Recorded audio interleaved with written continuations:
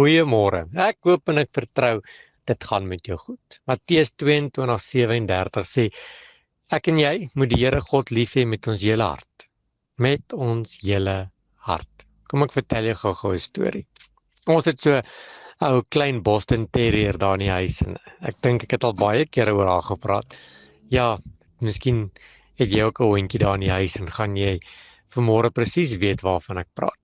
Hierdie hondjie, wanneer ons in die oggende haar oopmaak, sy slaap in die waskamer, dan kom sy uitgehardloop verby ons almal kombuis toe, want in die kombuis is daar altyd iets lekkers om te eet. Dan sê ek altyd, Daisy, groet jy nie vanmôre nie? En dan draai sy om en dan spring sy eers op en dan sak sy haar oortjies en sy groet en sy's vriendelik en lekker en gaan te kere, maar net daarna, dan hardloop sy weer vinnig.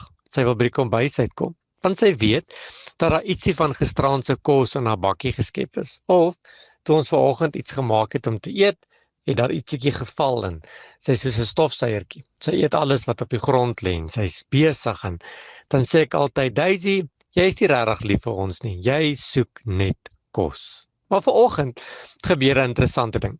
Ons het gisteraand 'n stukkie wors geëet. En vanoggend toe sy in die kombuis inkom, toe gee ek haar so 2 of 3 van hierdie stukkies wors en sy eet die wors en sy's gelukkig, happy, soos altyd. Maar ek kom agter vanoggend dat sy my oralste daar waar ek in die huis is, volg sy my. Oralste. In die kamer, na die garage toe, studeerkamer toe, die hondjie is in deeltyd agter my aan. Jy sien, aan my hande het die reuk gekleef van die stukkie wors. En sy het die hele tyd gedink sy gaan wors soek. En maak ek vandag met haar 'n speelietjie. Ek trek my hand links en dan trek ek hom regs en op en af en soos wat ek my hand beweeg, so beweeg haar koppie en haar oogies, want sy is seker dat daar iewers 'n stukkie wors tevoorskyn gaan kom. En Ilse maak die stelling. Sy sê, Daisy, jy is nie lief vir pappa nie, jy soek net 'n stukkie wors. Sjoe, en dit slaan my.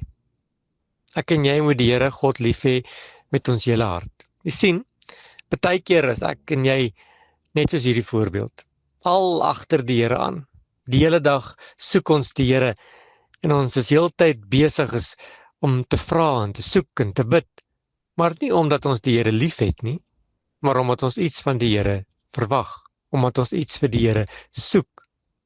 Dit bring my uit by 'n ou spreekwoord wat sê dat ons die Here lief vir sy hand, maar nie vir sy hart.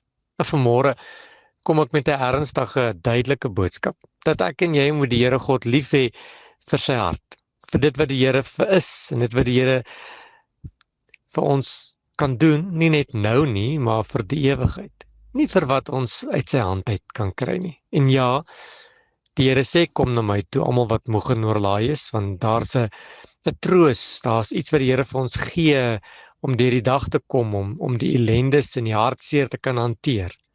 Maar die boodskap is baie dieper as dit. Die Here wil hê ons moet hom lief hê met ons hele hart. Dit beteken dat ons hart aan hom moet behoort. En al gee die Here nie, het ons nog steeds 'n liefde vir die Here. Maar weet jy wat? Die Here gee altyd.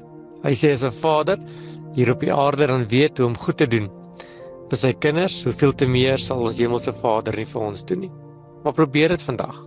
Wees lief vir die Here vir sy hart en jy sal sien hoe sy hand oopgaan in jou lewe. Here, baie dankie vir 'n vaderhart. Here, baie dankie dat U voorsien.